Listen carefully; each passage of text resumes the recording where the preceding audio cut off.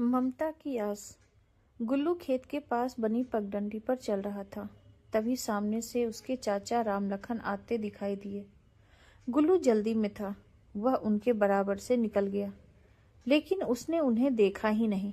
रामलखन जी ने गुल्लू को टोकते हुए कहा, क्यों बे, चच्चा दिखाई नहीं दे रहे? ये नहीं कि राम राम भी कर ले। यह सुनकर गुल्लू झेप गया। माफ करना चाचा, मैंने देखा ही नहीं, वो घर जल्दी पहुंचना था। राम राम चाचा। लेकिन तब तक रामलखन चाचा का गुस्सा सातवें आसमान पर पहुंच चुका था। हाँ हाँ, भैया ने मना किया होगा। बंटवारा क्या हुआ, सबके रंग बदल गए। गुल्लू बिना कुछ बोले आगे बढ़ गया। रामलखन और तिलकराज दोनों सगे भाई थे। दोनों भाई दिन भर खेतों में मेहनत करते, अच्छी फसलें होती और घर में हमेशा अन्न के भंडार रहते थे। रामलखन अपने भाई की बहुत इज्जत करता था। एक दिन उनके पिता का देहांत हो गया। धीरे धीरे तिलकराज ने खेतों पर जाना बंद कर दिया। अब सारा काम रामलखन के सिर पर आ गया था। तिलकराज बड़ा होने के कारण पैसे का हिसाब किताब रखता था और धीरे धीरे उसने रामलखन को घाटा दिखाना शुरू कर दिया। लेकिन रामलखन भी सब समझता था। बड़े भाई की इज्जत के कारण वह कुछ बोल नहीं पाता था।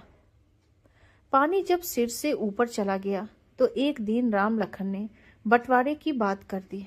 भैया, मुझे लगता है पिताजी के जाने के बाद हमें बंटवारा कर लेना चाहिए था। कोई बात नहीं, अभी भी कुछ नहीं बिगड़ा है, हम बंटवारा कर लेते हैं। तिलकराज कहाँ मानने वाला था। वाह, अभी पिताजी को गए 1 साल भी नहीं हुआ और इसे बंटवारा करना है। क्यों भाई, ऐसी क्या आफत आ गई? भैया, मुझे लगता है आप पैसों में हेरा फेरी करते हैं। मैं इतनी मेहनत करता हूँ, फसल भी अच्छी तरह होती है, फिर भी घाटा क्यों होता जा रहा है? रामलखन की बात सुनकर तिलकराज ने लाठी उठा ली। तू मुझे चोर बता रहा है? एक शब्द और बोला तो तेरा सिर फोड़ दूंगा। तभी तिलकराज की पत्नी सुजाता बीच में आ गई। ये आप क्या कर रहे हैं? मेरी शादी के समय ये 6 साल के थे, बच्चे की तरह पाला है इन्हें, जो मांग रहे हैं दे दीजिए। तिलकराज कुछ नर्म पड़ा और हो गया खेत और घर का बंटवारा। तिलकराज ने अब अपने खेतों के लिए मजदूर रख लिए जो काम करते थे।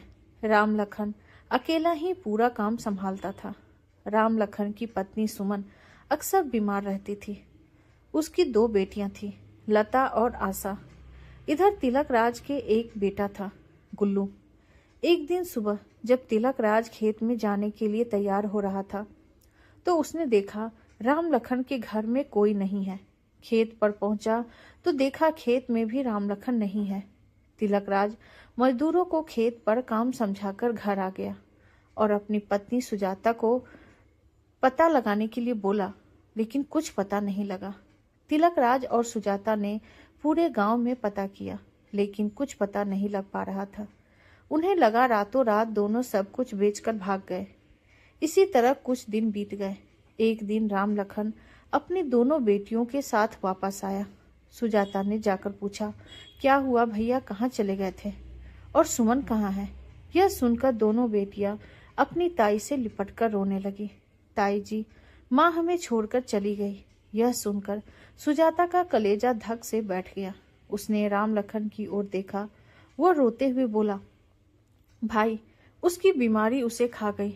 शहर के बड़े अस्पताल में भर्ती कराया, लेकिन उसे बचा न सका। यह कहकर वह फूट फूट कर रोने लगा। सुजाता झट से बाहर गई और गुल्लू को अपने पिता को बुलाने भेजा। गुल्लू खेत पर पहुंचा। पिताजी, माँ और चाचा दोनों रो रहे हैं, जल्दी चलो। तिलकराज तेजी से घर की ओर चल दिया। घर आकर पूरी बात को समझा। रामलखन को गले लगाया और बोले, चिंता मत कर, मैं हमेशा तेरे साथ हूँ। सुजाता ने दोनों बच्चियों को संभाला। 13वीं के बाद सभी मेहमान जाने लगे तो तिलकराज ने सबको रोका और कहा, मुझे कुछ बात करनी है। मैं चाहता हूँ कि हमने जो बंटवारा किया था उसे रद्द कर दें। मैं अपने भाई को ऐसे नहीं देख सकता। रामलखन, तू सारा काम संभाल ले, सारे पैसे भी रख ले।